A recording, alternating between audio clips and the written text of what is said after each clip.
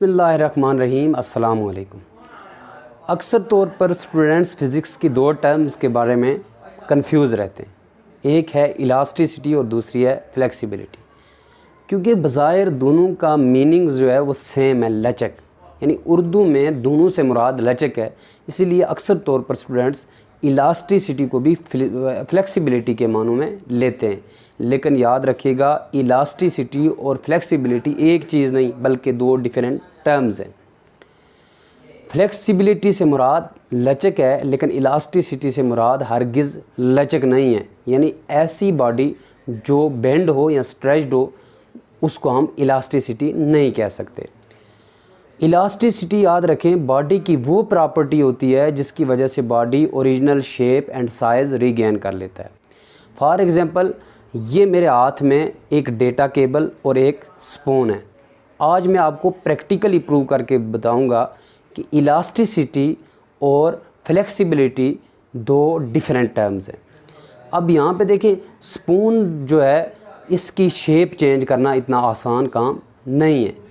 अब अगर आप ये सोच रहे हैं कि इलास्टिसिटी जो है वो डेटा केबल की ज़्यादा होगी तो आप गलत सोच रहे हैं, क्योंकि इलास्टिसिटी जो है वो स्पून की ज़्यादा होगी।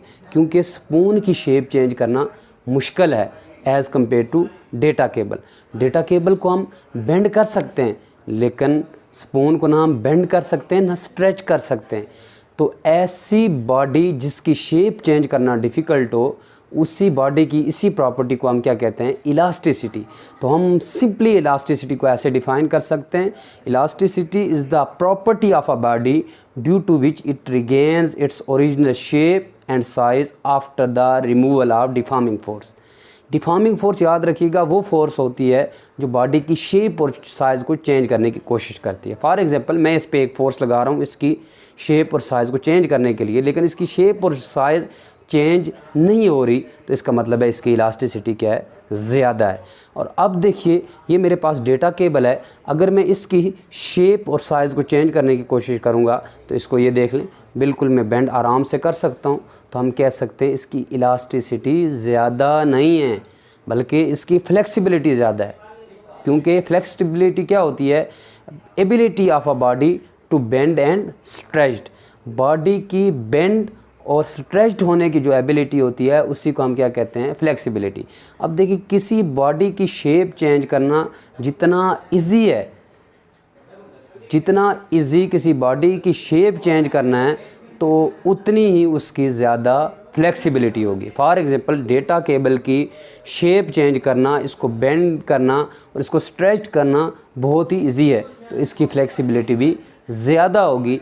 लेकिन हमारे पास जो स्पून है, इसकी शेप चेंज करना और इसका साइज़ चेंज करना इतना इजी नहीं है, तो इसकी इलास्टिसिटी ज़्यादा होगी। होप स्टूडेंट्स आपको समझ आ गई होगी कि इलास्टिसिटी और फ्लेक्सिबिलिटी सिमिलर टर्म्स नहीं बल्कि दो डिफरेंट टर्म्स हैं।